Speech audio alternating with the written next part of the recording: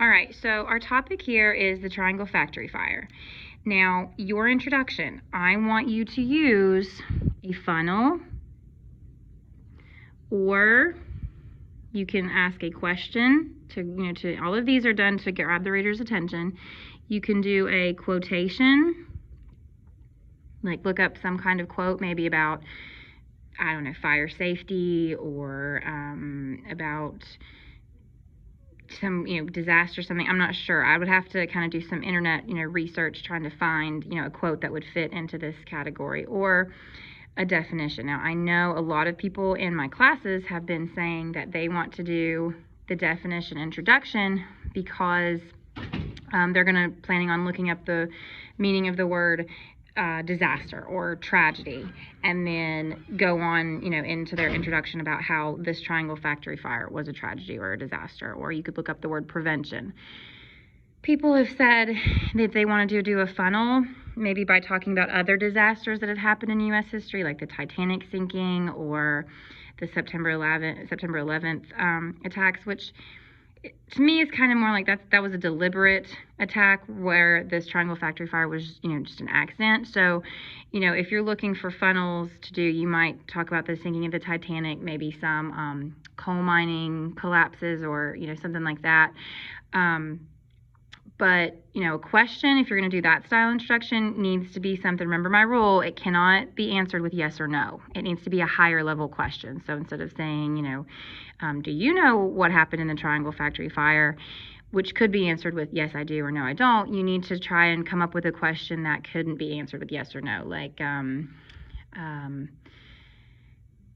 what would be worse than reporting to work one day and suddenly having a disaster break out that you might not be able to live through? Something like that. I'm not sure. I would really have to think about how to do a funnel or question, but a definition is always a safe bet to go to for this topic. But you can do any one of these for your introduction. Just pick which one you want to do and roll with it. So the thesis statement that my students in my classes came up with was they're telling me the topic of my paper is that the Triangle Factory Fire was a horrible disaster, which, if you remember, your thesis has to be your main idea and list for me what you're going to be talking about in your next 3 paragraphs. You kind of have to preview your paper all the way back up in your thesis, which goes in your introduction. So I'm going to go ahead and give my virtual kiddos a break and give them the thesis that I want them to use, so that everyone has the same general outline, but you get to pick what introduction you want to do and what sentences from the story you want to use. So our thesis here, and everyone will copy this down in their introduction exactly the same way.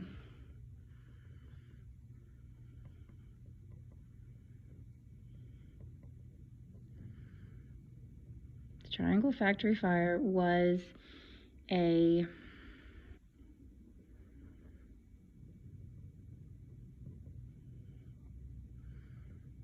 deadly disaster because of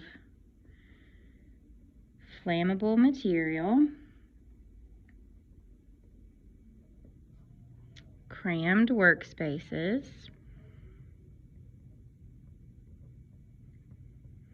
and a lack, it's a long piece of statement, and a lack of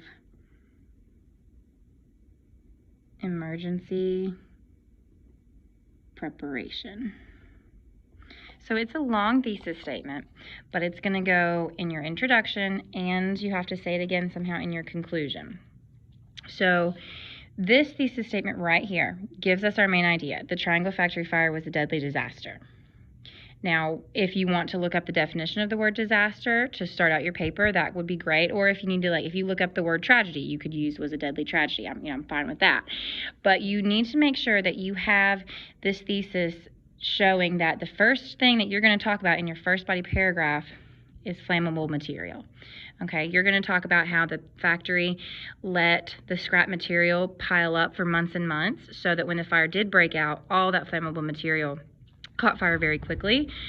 Or you could talk about how they had tissue paper patterns hanging from the ceiling, which helped spread the fire quickly.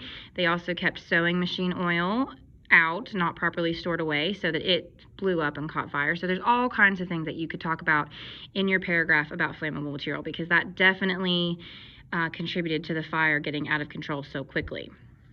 Then my class, my kiddos in my class also said that there were too many people jammed into that factory. So the factory had crammed workspaces. There were too many people. Oh, bell's ringing.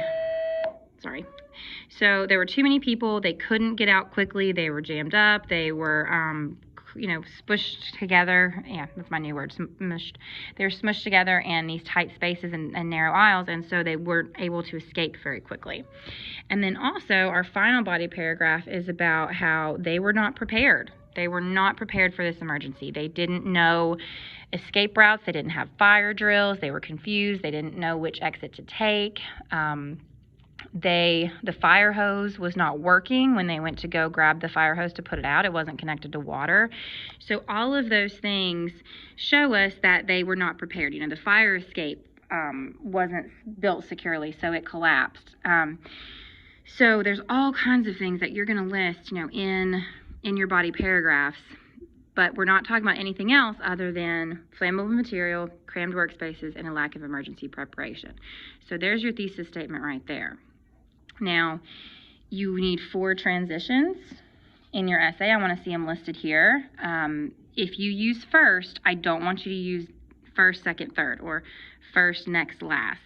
I want you to give me a variety, okay, a variety of transitions. And if you need to go back through the folders and find other videos where I went over, transitions, you can do that. But I don't want you to just say first, second, third, okay? You need 3 signal phrases. The signal phrases and 3 explain it phrases that you're going to use, remember, are for your body paragraphs. So, for instance, if you're talking about flammable material, okay, your whole first paragraph is going to be, you're going to describe how the clothing factory let their flammable material stack up for months, or that they had sewing machine oil. You're going to talk about all kinds of examples of flammable material that they had. Sorry, another bell. You're going to talk about all the flammable material that they had inside that factory. But in your body paragraph, remember, you need to find a sentence from the text, okay? So you guys have this online. I uploaded the whole story. I just grabbed the textbook here. But you guys are going to find a sentence that proves and shows the reader, whoever's reading this essay, that there was indeed a lot of flammable material in this factory. So, for instance, if you wanted to say that, let's see, if we wanted to talk about how, okay, it says right here, flames shot up, igniting the line of hanging paper patterns. So if that's the sentence that you want to use to show that the factory had hanging paper patterns that help spread the fire, because it says they began to fall in the layers of thin goods underneath them. Every time another piece dropped, light scraps of burning fabric began to fly around the room. You can do that. Okay, they came down on other tables and they fell on the machines. Then the line broke and the whole string of paper patterns fell down. Any of these sentences would show that these paper patterns helped spread the fire. So you're going to write, you're going to use your transition, you're going to start your paragraph talking about flammable material, but whenever it comes time to put a sentence from the story into your paper as proof, you're going to need to give me a signal phrase. So let's say you're going to use according to. Now, we don't have multiple sources. I didn't give you, source 1, source 2, source 3. So all you have to say is according to the text, or the text states, or the text claims.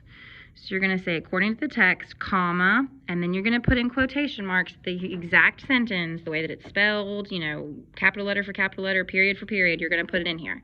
So we're going to say flames shot up, igniting the lines of paper patterns.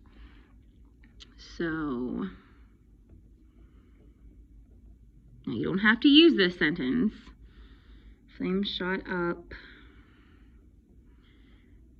there's all kinds of different sentences that you could put to prove that there was flammable paper or flammable material in this factory.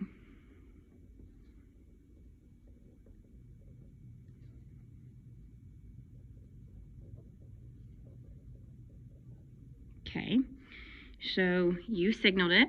You said that it came from the text, so you told me where it came from, so that this is not plagiarism. You've copied it, but you gave credit to where it was from, and then you put the sentence exactly the way it was, okay? Which this should have been in capital letters, sorry. Flames. And then you put commas and, everything like that. So after you use your signal phrase, and then after you put the quote, that's when an explain it phrase comes in. So you're going to say, this quote shows. Or you could say this quote means, okay? Or in other words, any of those signal phrases that, or explain it phrases that we talked about. So we're going to show you this quote shows. Well, what does it show? What is it that this quote is saying? Once you choose a sentence to put in your paragraph from your source, you have to tell me, like, well, what does that mean? Why did you pick this sentence? You have to elaborate, okay? You have to explain what this means. So according to the text, flames shot up, igniting the line of hanging paper patterns. This quote shows the fire was able to spread quickly because the paper patterns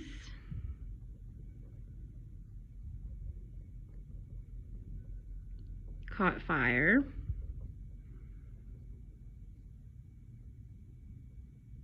and spread around the room.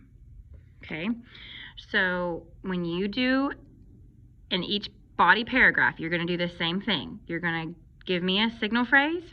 You're going to put a sentence from the story that you choose, kind of backing you up that there was flammable material, backing you up that there was, crammed workspaces, proving that there was a lack of emergency preparation. I only need one sentence about each topic in each of your 3 body paragraphs, okay? And you have to signal it, telling me where it came from, and then you have to explain it. This quote shows, this quote means, in other words.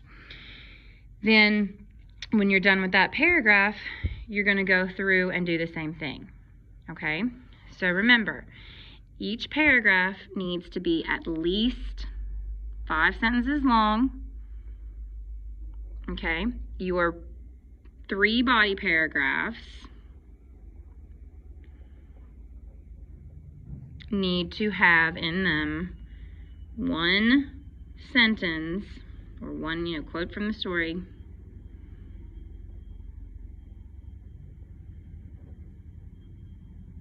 in quotation marks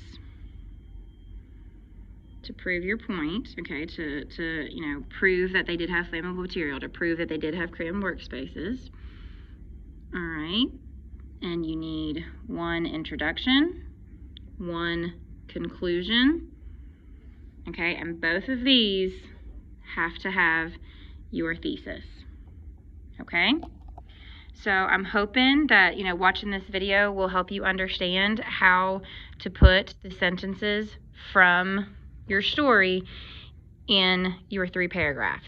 And I've already told you the topic of each paragraph: flammable material, crammed workspaces, lack of preparation. All right, so when you get done with this, which we've already done the bulk of it together, when you get done with this, I want you to upload that for a grade, and then you'll type your essay and attach it as a Word document, and I will give you a grade for that. So I hope that was helpful, guys. Can't wait to read your essays.